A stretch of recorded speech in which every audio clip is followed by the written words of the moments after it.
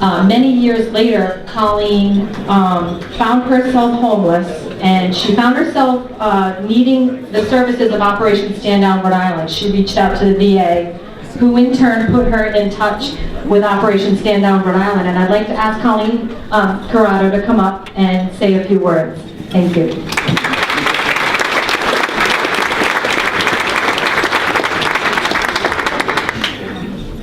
Hi, good afternoon.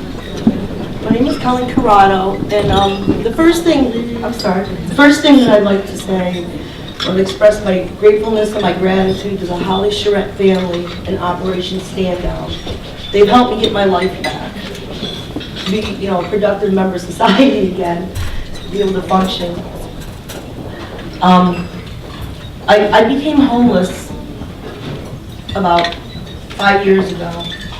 It happened through a divorce that I went through. I left a 21-year marriage with 3 bags of clothes. You can kind of say I did it to myself, but it was out of necessity. I wasn't safe there anymore, so I had to just leave. And I was working at the time, but I was paying child support, so I didn't have enough money to secure my own housing. So I just kind of bounced around, and there has been times, when I've slept in a tent. For female homeless veterans, any female that is homeless, there's big concerns with safety issues and such things. I last worked in 2010. I worked for Delta Dental. My whole department was outsourced. And after that, things just really went down the tubes. I was unable to find another job.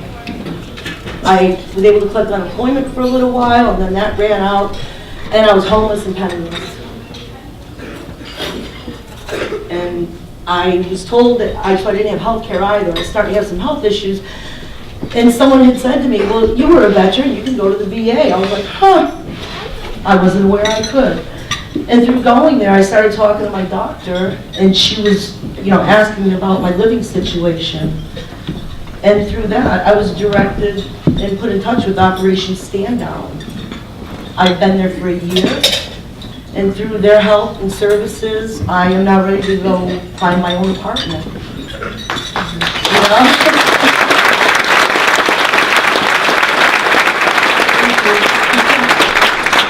I'm very excited. I have 3 children, they're grown, I have 5 grandchildren, and I think they're all a lot happier with me also.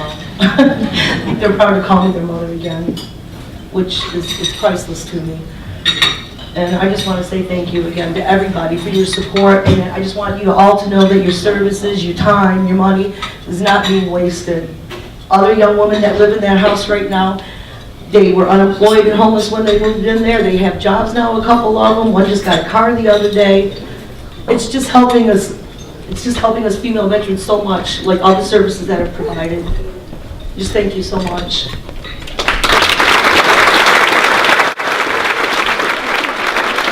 Next, I'd like to introduce our next speaker, Barbara McGann. Barbara is a native of Newport, Rhode Island, and she received her undergraduate degree in English from the College of Our Lady of the Elms and graduate degrees from Georgetown University and Salve Regina University. Barbara spent 32 years as an unrestricted line officer, completing her career as the provost of the United States Naval War College, retiring with the rank of Rear Admiral.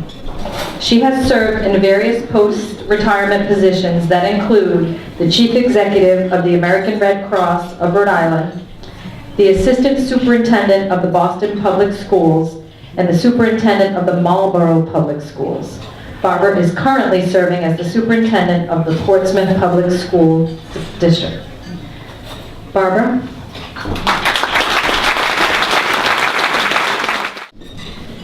Thank you. I was so touched by that story, as I know all of you were, and it's so true. It's hard to believe, isn't it, that a veteran could ever become homeless.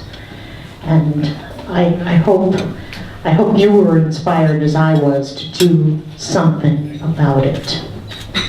And whether that's giving to Operation Stand Down and supporting that mission, I just simply can't imagine serving your country and then coming home not to have a home.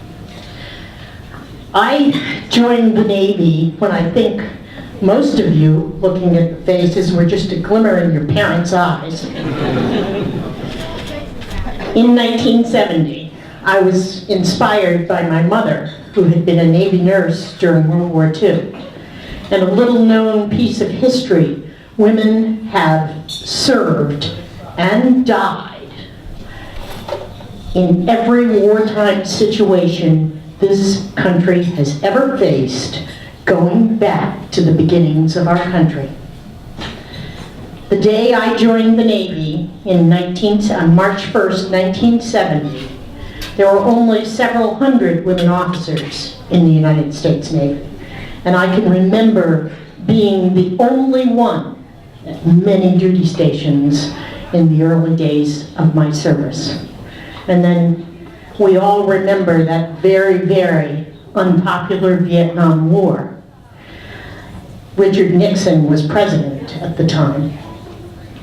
And women had fought and died in very large numbers at the Tet Offensive. And I think the reason those historic details are little known is because the nation mobilized women in very large numbers during conflict, but then completely demobilized them when the conflict was over. And women did not have a permanent place, with the exception of nurses. Nurses blazed the trail for all other women in the services because they were the only group of women who actually had a permanent place in the armed forces for many, many years. And when President Nixon inherited the very unpopular Vietnam War, he decided to do something about that. And he was influenced by the service of women at the Tet Offensive and the service of women in all of the combat areas of Vietnam where they were serving as nurses and serving in support roles and dying in large numbers. And it was the launch of the all-volunteer force that turned things on its head for women. For the first time, not because of women, interestingly enough. You know, it's so easy to say, well, the nation had to do that because of equal opportunity. Had nothing to do with it.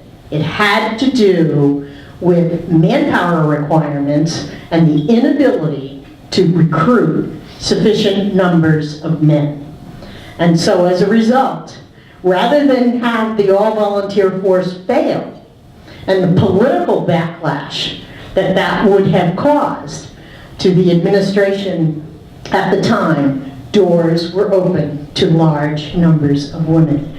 And in the period of time that I served, women went from just a handful, hundreds, to many, many thousands. And they now serve in very large numbers. Not large enough as far as I'm concerned. I will not be happy until it's 50-50, and we're a long way from that.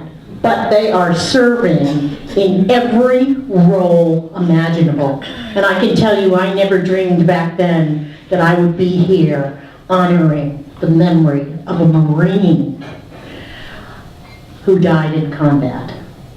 So things have just changed over time in ways that I certainly never imagined. And I dream of a day that men and women can explore their full potential as professional human beings. But things have changed so dramatically that now women flag officers are commonplace. When I entered the Navy, they didn't exist. There were no women flag officers, and there weren't for many years after that. And I remember so vividly when the first woman was promoted to flag rank. She was a nurse corps officer. And that to me was very fitting, because nurses had blazed the trail for all other women on the battlefield. Her name was Aileen Dirk, and I will never forget her promotion ceremony.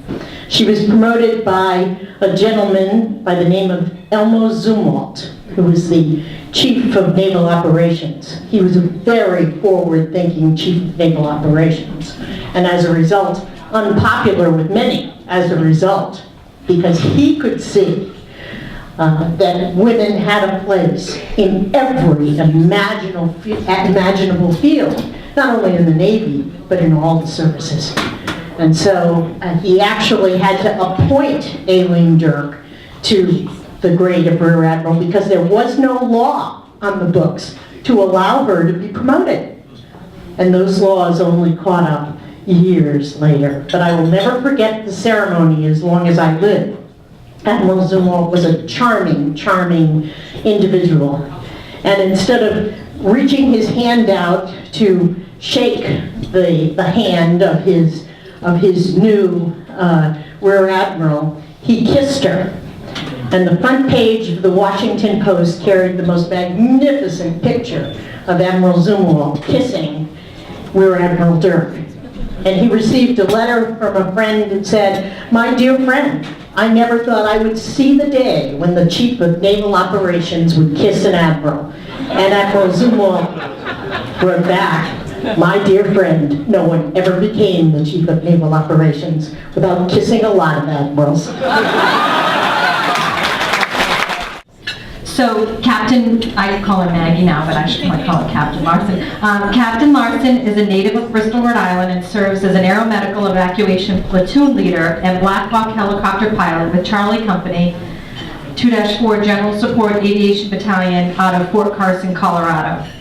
She has been deployed twice, the first time to Bagram, Afghanistan, and then to Kandahar, Afghanistan. She is a graduate of St. Mary Academy, Bayview, and the University of Notre Dame Army ROTC program. She has served on active duty for the past 7 years. She is married to Captain Shane Larson, who's here with us today, a flight surgeon with the 25th Aviation Brigade. We are pleased she has flown from Colorado to join us on this Veterans Day. So Maggie.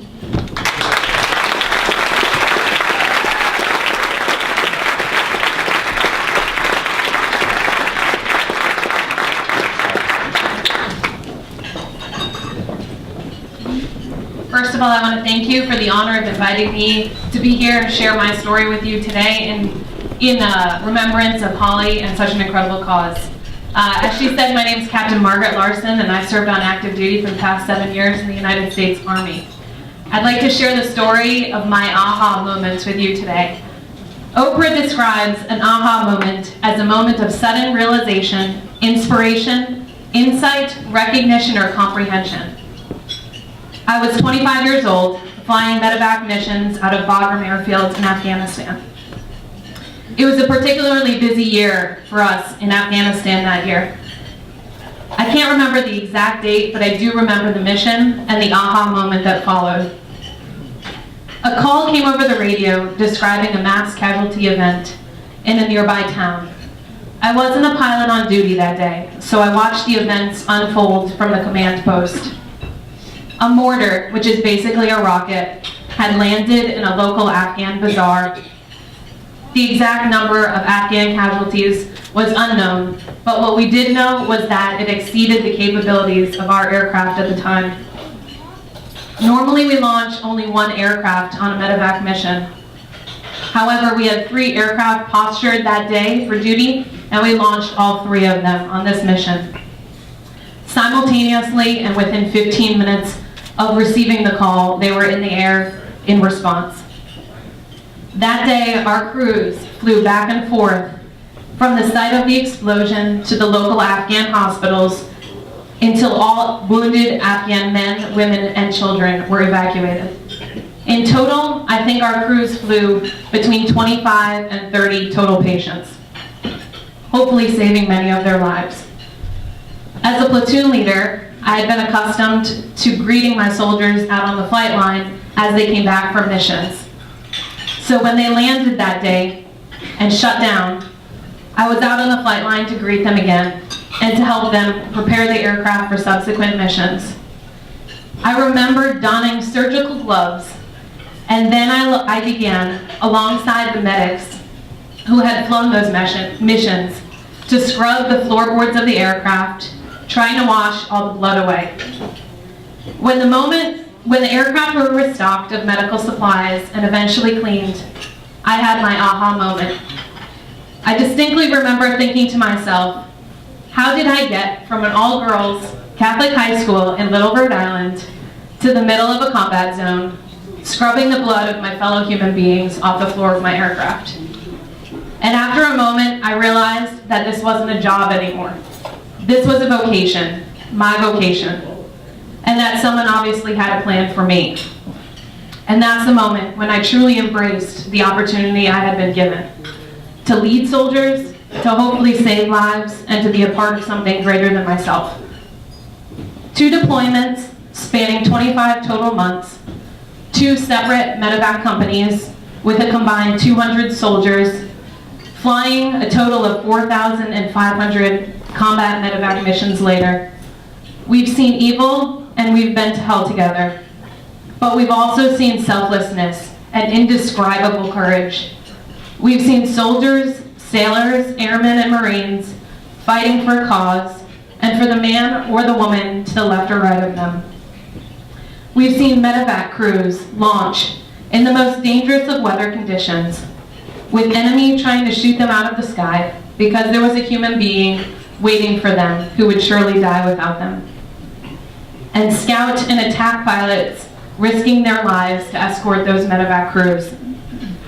We've seen patients like Staff Sergeant Travis Mills, just minutes after all 4 of his limbs were blown off by an IED, look the flight medic in the eye and ask, not about themselves, but about their soldiers, whether or not they would survive their injuries and how those soldiers were doing. We've seen Afghans fighting for a better life for themselves and for their children. And we've seen love. My God, we've seen and we've felt love. I didn't know my heart was capable of loving that much until I had the opportunity to deploy and fight alongside the men and women I will always refer to as my second family. I didn't realize my heart was big enough to encompass all the soldiers I served and the thousands of patients we flew, U.S., coalition, and Afghan. But with every person I met, it swelled bigger. As I was reminded of often, the bigger your heart, inevitably the more it breaks. And my heart broke over and over again. It broke when 2 of our sister aircraft crashed into the ground, killing 8 of our crew members, 3 Navy SEALs, and 4 Afghan commandos. It broke for the Navy SEAL we flew, who had survived a gunshot wound to the neck, only to die on the operating table 2 months later after getting struck by an IED.